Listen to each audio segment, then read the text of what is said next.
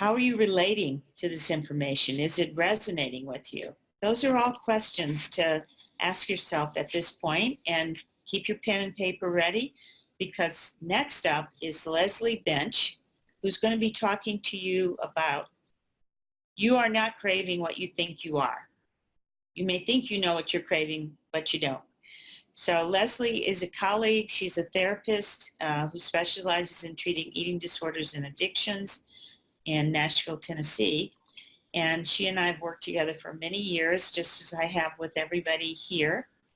And I'd like to allow her to, just give her own introduction of herself and get started with her part of the webinar. Leslie? Thank you, Dr. Ross. Thank you. Hello, everybody. When you're watching this, wherever you are. Yes, I'm Leslie Bench, and I have been working in the area of eating disorders since 2008 with that specialty. I love working with this population. I love working with people who want to get better, who want to really dive into what are these things that keep triggering me about food. And so I'm really happy to do this part of the webinar in talking about the underlying issues of cravings, and you're not really craving what you think you are craving.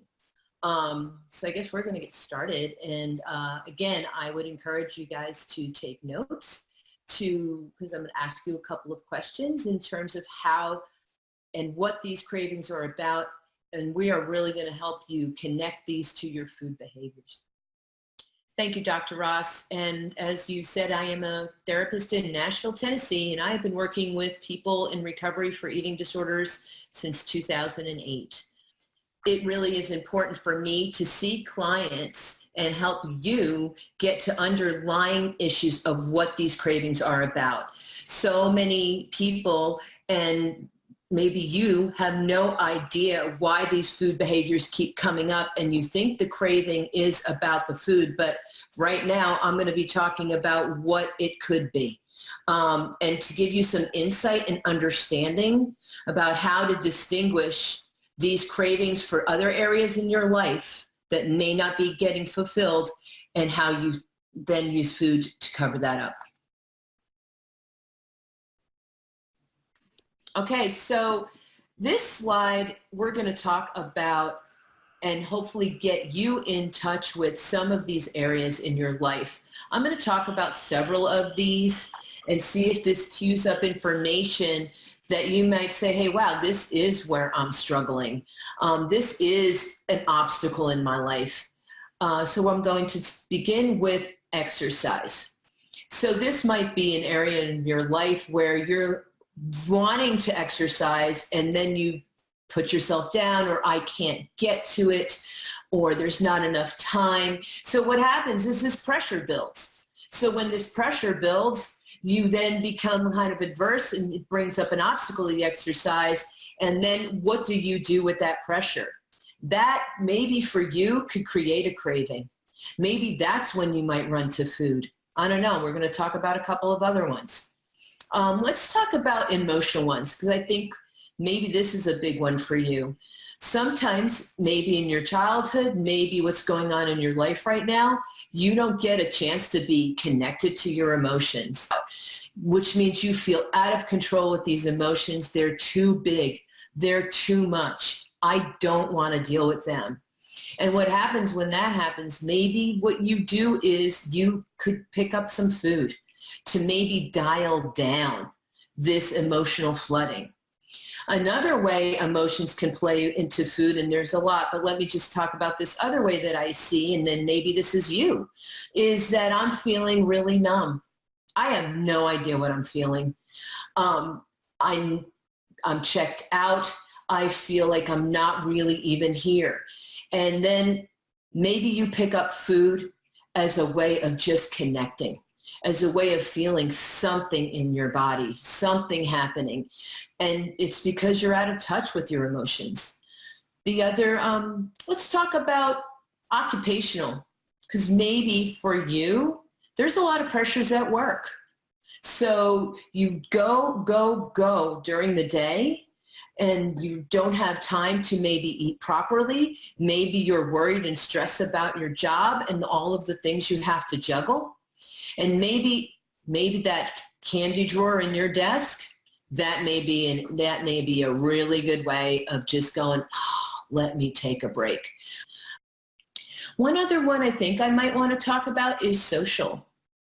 The social aspect, what's going on in your life? Maybe this kind of ties into what we said before, the things that you love to do that maybe are not available to you. What does that mean when you can't do them, and how does that affect food? Does that start a cycle for you in that point when, hey, I really am kind of lonely and wish I had my friends? Maybe that's when you turn to food for comfort. So just some ideas. Think about what that is for you, because we've talked about several right now. Maybe some of these are really resonating as these are the trigger points for me to start eating. So I want to go into maybe, again, this is how you can relate. Does this start a cycle? So I'm going to talk a little bit about this cycle. I call it the cycle of craving. And so the slide before, we were talking about what may trigger some of this hunger. It can be from any of those areas in the circle. But let's just say we're picking emotional hunger. Emotional hunger can trigger as in a response to an event or a thought. So, wow, I'm having this judgment about myself. Maybe you're saying to yourself, I am just not good enough. And then that creates that emotion. Again, do I feel flooded or do I feel checked out? Then we talked about covering that emotional response up with food. So when we do that, sometimes that becomes painful in and of itself. Wow, I can't believe I did that again. What am I going to do? And when we don't have any tools, sometimes what we do is we cover it up with even more food. And then that creates another aspect of this cycle. So this is where it gets dicey. Maybe when you cover up with food for the minute or 2 or 10 or an hour, you feel that temporary relief and comfort. Can you relate to that? I know that I can. Feeling that temporary relief from comfort from food for that moment, yay, that feels good. But then if you continue not dealing with the underlying circles, this can then become a way of judging yourself after that. And let's look at that last piece. We experience that hangover in the form of judgment and criticism. Maybe we even feel shame. And when we get to that, that doesn't help us deal with what's in that circle. We just, again, start that cycle over. So when we are not dealing with those underlying emotional issues, occupational, social, etc., this becomes our food, relationship with food becomes a temporary fix and distraction over and over. When we eat our feelings, it seems almost impossible because when we get to that diet doesn't work because we've never really connected with what's in that, what's in our circle, what's happening for us in our lives, excuse me. Staying numb and distracted, you know what? We can stay numb and distracted with the dieting, the obsession. What am I going to eat? What's next on that plan? Counting the calories. I think those are all ways of staying numb and distracted. Can you think of ways that you stay numb and distracted? These, one of the things I really want to say in terms of not beating yourself up, because here's the thing, these behaviors are an attempt to solve a problem. And I think one of the things we're going to learn is how not to do that again. We have these problems. We want to solve our problems, but I think what we're really looking for are positive ways to solve our problems so we don't have that craving and food hangover and shame spiral that happens. And this is a way, stay tuned, to make some attempts to solve these problems in ways that make us grow and encourage our lives. I want to share this success story with you guys. The Anchor program has changed my life. For once, there is a program that gets to the heart of helping you understand while you're struggling, and teaches you how to change your patterns that you've spent a lifetime establishing. Previous diets feel superficial, and now I see why they failed. The Anchor program helped me recognize my true self, and for the first time in decades, I'm no longer ashamed of who I am. I really like hearing that. This is what I want for everyone, my clients, for you guys watching the webinar right now. Okay, that was so great, Leslie. Thank you so much for talking with us about and shedding light on how we can determine what we're really craving for and how we can hopefully break free of some of the cycles that trigger our overeating. So I have a couple questions for you, if you don't mind. And the first one is, how do you recognize if your craving is emotional or social or occupational? Like, is there some kind of thought that you have or some physical feeling that you have? What would you say to that? So basically you're saying, how do I know that I'm having these thoughts about food, but is this related to my job stress? Is this related to the feelings that I'm having? Yeah. And I think that one of the things to learn that we're going to talk about is emotional hunger, or not really physical hunger. How about I say it that way? Physical hunger can look a lot different. Maybe my stomach's growling, or I'm, feeling really empty, or I feel lightheaded. I think, I always like to tell my clients, and maybe you guys could check this out. When it's not physical hunger, it's from the neck up. I'm thinking about food. All I can think about is that chocolate bar in my desk. Or, wow, I used to call it living for lunch. So when I was stressed at my job, I would just live for lunch, and that would be, something. And I just noticed all those thoughts, and that really wasn't my physical hunger. That was my emotional, or I wasn't feeling satisfied in my life. That's a great answer to the question.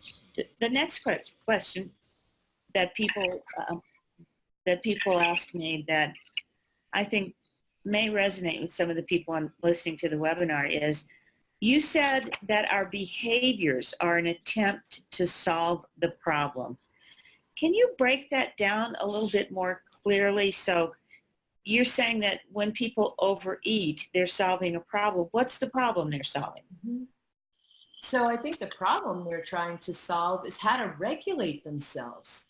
Okay. How do I feel, how can I not feel either, like I said, so flooded with emotion that, I can't do my next, I cry all day, or I'm just feeling so depressed. Or the other thing that maybe they're trying to solve again is that numbness. But the behavior is, it's an attempt for us to feel better. So I think we all just want to feel comforted. We want to know how to build, I like to call, and a lot of people are talking about resiliency, to be able to weather life's problems, life's excitements, and joys, not always just the negative. Do you eat because things are great? So I think that, going back to just that behavior to solve the problem, I think we really are well-intentioned in what we want. It's just it's sometimes hard for us to get there. Okay. That's great. Thank you for those answers. So as we go into the next part of the webinar and welcome Crystal on, do you have any last minute thoughts or last minute wisdom you'd like to share with our listeners? I think I want to share a positive message that this can be done. Like, you can have a relationship with food and those circles in your life that feel balanced, that feel like I can solve those problems with other ways other than using food. I think that sometimes people need support, and maybe you need support. And I think that's what we want to offer you, is the support and the ideas and tools and skills to get where you really want to be. Thank you so much, Leslie. So before we go over to Crystal, I just want everyone to check in again with themselves. What are you feeling? What's coming up for you as you're listening, as you listen to what Leslie talked about? Are you starting to be able to recognize areas in your life where not only you put yourself last, but where the cravings you thought you had were all about food. And now you're starting to see a little bit of a window of understanding that they're not about food at all. They may be about emotions or occupations or one of those other circles that Leslie shared with us. So I hope you're, again, taking notes. Stay with us to the end of the webinar, because that's where we're going to be talking about what your next steps are and how you can reach the goals that you have to make peace with food and with your body and have the life that you really want. I want to thank Leslie Bench again for giving us so much wonderful information, and I hope that's been helpful for you.